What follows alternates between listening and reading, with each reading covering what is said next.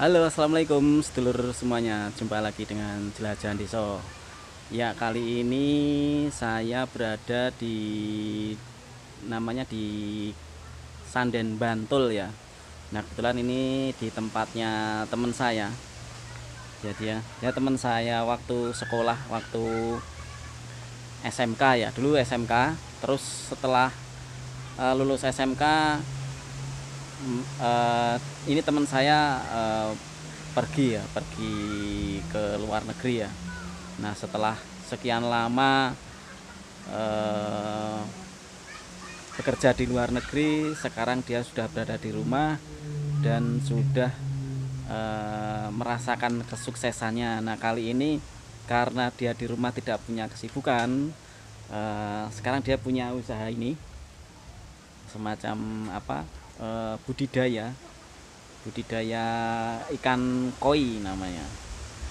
Nah, kebetulan ini usahanya ini juga belum lama juga dirintisnya, karena dulu memang setelah pulang dari luar negeri eh, punya apa ya, cita-cita punya cita-cita pengen usaha sendiri di rumah. Dulu sih pernah cerita, ayo usaha transportasi seperti saya gitu kan. Nah, akhirnya dia beralih ke semacam ini, budidaya ikan ya. Ada lele juga ada. Nah, ini yang ini di ikan koi. Nanti kita tanya-tanya sedikit ya, usahanya ini seperti apa, prospeknya seperti apa.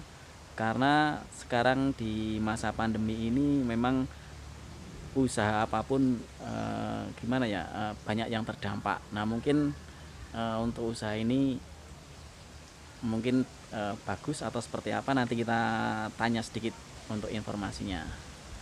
Nah, ini kebetulan itu teman saya namanya Mas Nanang, dulu teman akrab ya waktu sekolah dan sampai sekarang. Nah, ini kebetulan saya mampir menyempatkan diri untuk bersilaturahmi, sekarang melihat ternyata budidayanya cukup cukup bagus.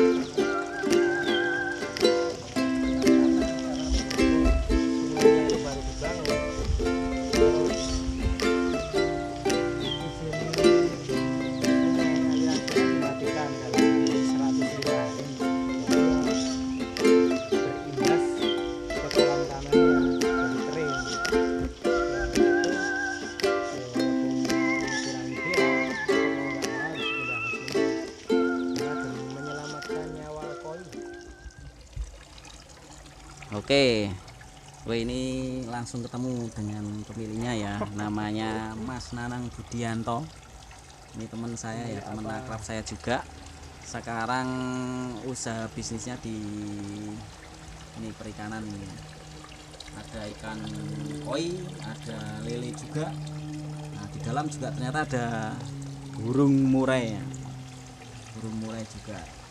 Mas Intinya Nanang, kalau burung murai ya, mungkin cerita nih, dulu kan pas di apa, di bekerja di luar negeri, pengen pulang itu pengen punya usaha sendiri. Dulu sempat cerita pengen usaha transportasi juga, tapi sekarang malah katakanlah banting setir ini jadi ke apa, di perikanan. budidaya perikanan seperti ini. Ceritanya gimana nih dengan kok bisa terus ke koi juga ini?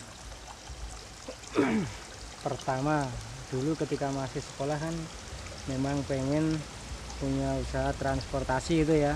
Itu juga terinspirasi dari Mas Agung ini yang punya channel. Karena dulu pertama bisa nyopir ya juga Mas Agung yang ngajari saya bisa nyopir. Terus kenal di dunia transportasi dulu awalnya di ini apa materialan, jadi truk material ya, pasir ya, batu untuk apa, untuk pondasi itu. Tapi ya seiring sejalannya dengan waktu ya, namanya manusia ya Mas ya, apa ya, pikiran itu bisa berubah-ubah karena mengikuti kemampuan ya iya, dan terkadang memang waktu itu kadang bicara lain. Jadi setelah lama merantau itu, setelah pulang kalau mau ditransportasi kayaknya udah ini ya, udah off-nya itu udah lama banget, jadi udahlah untuk transportasi biar Mas Agung aja enggak masalah. Toh intinya kita tinggal kalau mau ada keperluan, mau ada acara kan tinggal calling aja. Ayo Mas Bro, datang diantar kan enak. Begitu. Terus ya berhubung dengan kondisi saat ini yang lagi pandemi, katanya kan dilarang untuk untuk keluar. Disarankan dari pemerintah juga kan di rumah saja. Nah ya udah, daripada di rumah nganggur ngapain. Nah kemarin itu pengen usaha di ini, di lele ya, di perikanan itu. Sebenarnya ada ini kolam-kolam bulat ini kan persiapan memang untuk budidaya lele sebenarnya dulu itu. Cuman karena demi untuk menyelamatkan si koi ini, akhirnya lele saya tendang. Nah ini koi pertamanya di mana ini? Nah itu nanti saya teruskan ceritanya. Karena yang di sawah itu kan ada kolam tanah Mas ya. Kolam tanah itu memang diperuntukkan untuk koi ini. Nah sementara aliran sungainya itu sedang dibangun. Jadi kemarin tuh dapat info kalau dalam pembangunan sungai itu kan airnya itu di off kan selama 105 hari. Jadi otomatis kolam tanah itu terdampak kekeringan. Karena kekeringan itu makanya demi untuk menyelamatkan koi yang di kolam tanah itu, ini lele yang sudah di sini saya tendang, saya pindah. Yang koinya saya angkat ke sini. Memang kolamnya ini nggak ideal Mas kalau untuk koi, tapi ya apa boleh buat, demi untuk menyelamatkan nyawa si koi ini, kasihan kan ya, akhirnya saya angkat di sini ya. Untuk nextnya mudah-mudahan di kolam yang tanah itu sudah airnya sudah kondusif, sudah normal ya, kembali lagi ke kolam tanah. Sementara kalau untuk di kolam ini mungkin bisa cuman untuk pemijahan aja. Ini pemijahan berarti ya? Iya, nah, memijahkan. Ini udah berjalan berapa lama ini pemijahan? Memang kalau untuk di koi ini baru ini untuk yang kali pertama Mas, kali pertama. Tapi memang untuk memijahkannya memang saya dipandu teman saya yang dulu mengenalkan saya dengan koi. Meskipun saya kurang tahu banyak ya tentang koi, cuman ya enggak ada salahnya lah dicoba. Toh istilahnya saya bikin kolam pertama, kalau koi ini meleset ada opsi kedua, ketiga kan ada, mungkin bisa untuk dinila atau digurami, dilele kan bisa. Ya ini saya mulai yang di koi ini, ternyata ya ini enggak masalah di kolam bulat seperti ini, tapi memang kurang ideal. Tapi kemarin itu memang demi untuk penyelamatan nyawa si koi sih Mas. Tapi kelihatannya begitu. Untuk koi ternyata ya aman-aman saja dong, nggak harus di kolam tanah kan? Memang aman, tapi untuk pertumbuhannya memang lambat Mas. Lambat ya? Lambat. Kalau di kolam tanah itu pertumbuhannya memang lebih cepat. Karena di sini memang kurang ideal. Jadi kalau mau ideal memang harus ada ini dibuat gelombang tuh Mas, untuk aerator, terus untuk kocoran airnya itu sebenarnya kurang besar. Kalau satu kolam ini untuk prediksi saya mungkin cuma dalam 2 atau 3 ribu gitu Mas. Padahal dulu ketika awal sekali pemijahan itu prediksinya itu sekitar ratusan ribu mas, 100 ribuan mungkin ya. Tapi karena ketika apa ya usia sekitar 1 mingguan itu saya pindah di kolam tanah, itu berjalan baru 3 mingguan. Berhubung terus kering, saya angkat pindah ke sini, itu memang yang mati banyak sekali. Kalau untuk segi bisnis koi sendiri, mungkin kalau di lokasi awalnya ya, prospek nggak mas itu mas, bisnis koi itu saat ini loh, kondisi saat ini? Untuk saat ini kalau saya pribadi mas, karena memang bidang saya bukan di koi ya, terus terang memang bukan di koi bidang saya. Ini dulu kan saya juga dikenalkan sama teman saya, cuman saya diajak urusan penjualan, saya serahkan sama teman saya mas. Jadi ketika saya bisa memijahkan, membesarkan urusan penjualan, ya saya serahkan teman saya. Untuk berapa aja enggak masalah. Begitu. Berarti intinya prospeknya sudah aman ya, dalam arti kan sudah punya pasaran kayak gitu ya, atau seperti apa nek itu? Nah, yang lebih tahu tentang pasarnya itu memang teman saya mas. Tapi kalau dari dari media sosial itu sering saya lihat, memang untuk saat ini lumayan di usaha di ikan hias. Itu kan ikan hias kan bukan cuma di koi aja mas, ada kepi, ada plati, ada macam-macam itu juga pemasarannya juga. Saya lihat teman-teman itu kan banyak juga itu yang suka ini di hobi ikan hias ini. Nggak susah mas yang jualnya. tapi koi ini cuman untuk ikan hias ya kebanyakan ya, bukan untuk konsumsi kan ya? Ya memang kalau koi itu memang ikan hias mas ya. Cuman kan dari sekali pijaya itu ada ribuan ekor, itu kan biasanya diseleksi. Ini yang masuk seleksi ini yang bakalan jadikan yang ikan hias yang bagus. Terus yang nggak lulus seleksi itu biasanya besar, dikonsumsi juga banyak mas itu, nggak masalah. Koi mas, tapi kalau dari segi harga, koi terkadang nggak masuk akal mas. Kalau harganya? Iya harganya nggak masuk akal. Kadang kemarin yang punya teman saya itu panjangnya baru 15 cm, memang motifnya bagus. Itu yang ada yang tanco itu yang di kepalanya ada merahnya. Tapi kayak apa nongkene ora? Di sini enggak, yang mirip-mirip enggak ada mas. Cuman yang punya teman saya kemarin itu laku 600.000, itu cuman yang panjangnya kurang dari 15 cm mas. Kurang dari 15 cm. 600.000 satu ekornya. 600.000 itu satu ekor. Karena memang motifnya yang bagus mas. Ada tandu yang di kepalanya itu ada bentuknya itu love itu mas. Oh merah itu ya. Ini mungkin bakalan itu ya putih, ada merah. Biasanya yang putih, terus yang di bagian kepalanya itu merah. Ada merah ya. Bareng apa? Nek lelene sing rada ketok. Lelene kae arek tersisa sak kotak sing kono wis payu. Iya.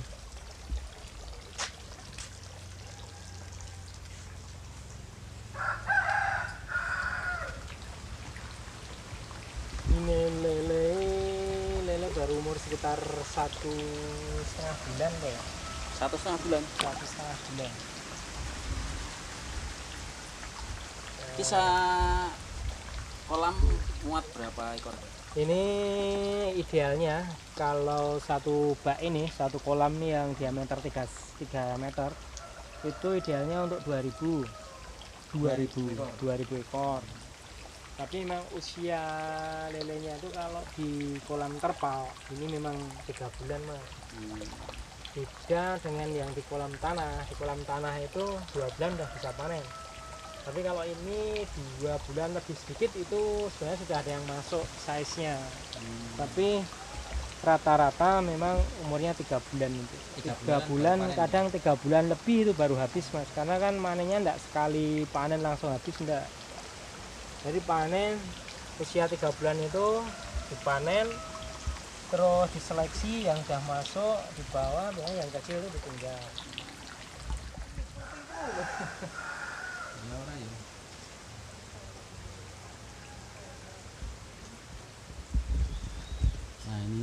3 kolam ya. Sebenarnya ini dipakai untuk apa, lele, akhirnya dipakai untuk budidaya ikan koi. Nah semacam ini untuk lelenya, yang itu masih kosong belum diisi.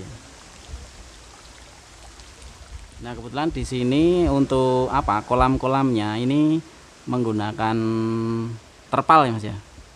Ini terpal ya, terpal dibentuk bulat, ada 2 ya, yang di sana warna biru dan di sini warna merah.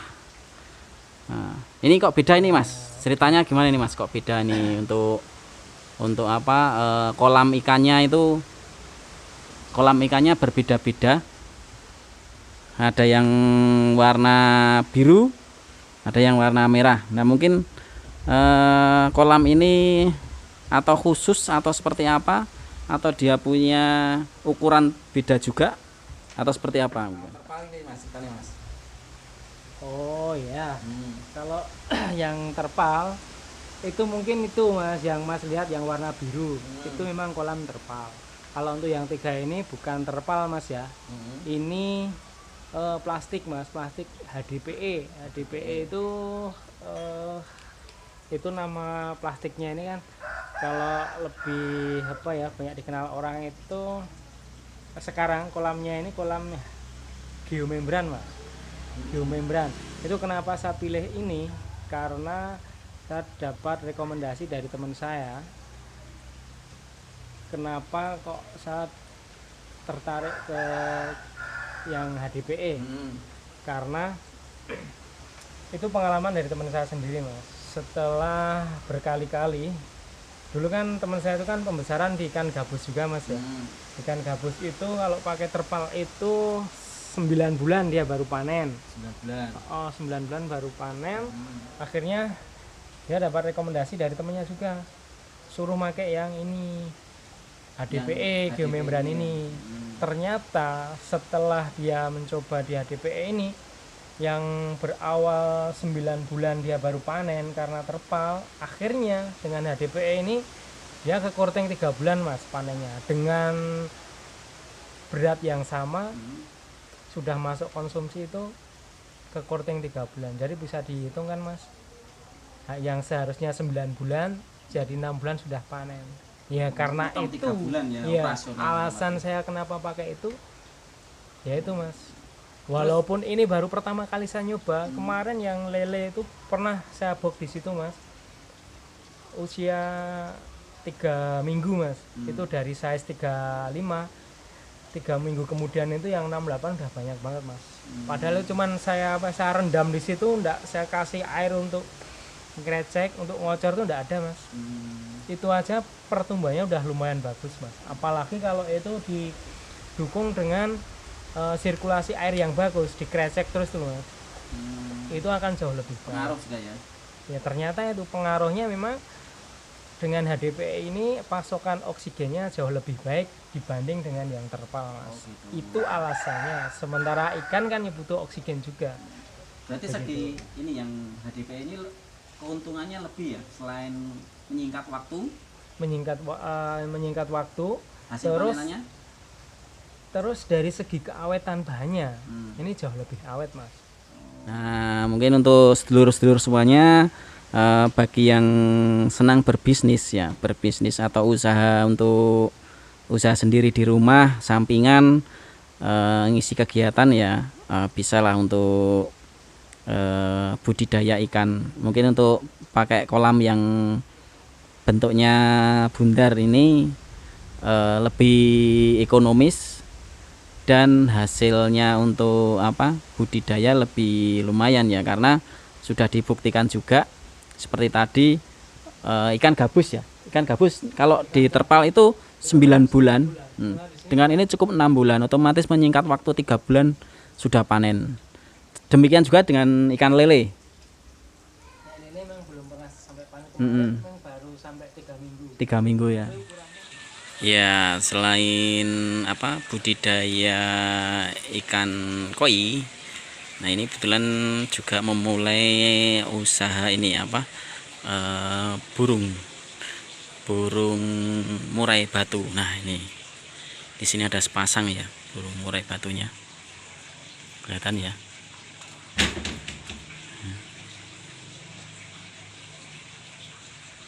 Dia ada 2.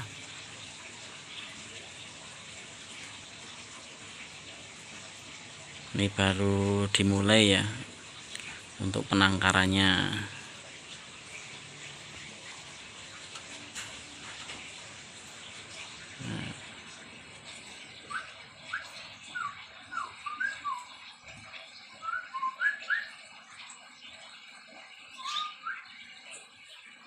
Coba lihat yang di sebelah, ini juga ada.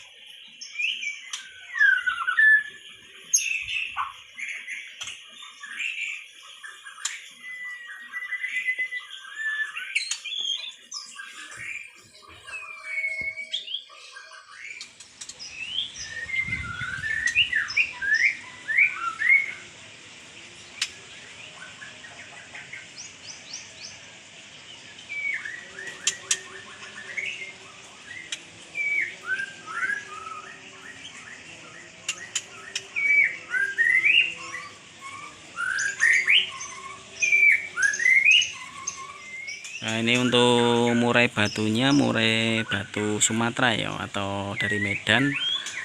Kalau di wilayah sini atau di Jogja. Nah, kalau naik sepasang ini sampai berapa ini Mas harganya Mas? Yang sudah sepasang kayak gini. Sepasang kan cuma yang biasa. Sepasang ini trotolan cuma 2,5. Maksudnya harga 2 pasang ini, sepasang ini Sepasang 2,5 juta. oh 2,5 juta. Lah nek anak-ane Anakannya beda meneh. Anakannya itu yang betina itu sekitar berapa ya, sekitar 600, 700, 800. Ratusan ribu ya teman ya. Yang Tapi apa ya iso dia produksinya berapa bulan sekali dia bisa menetas? usia untuk siapan itu sekitar paling ini 1 tahun, untuk 1 tahunan. 1 tahunan.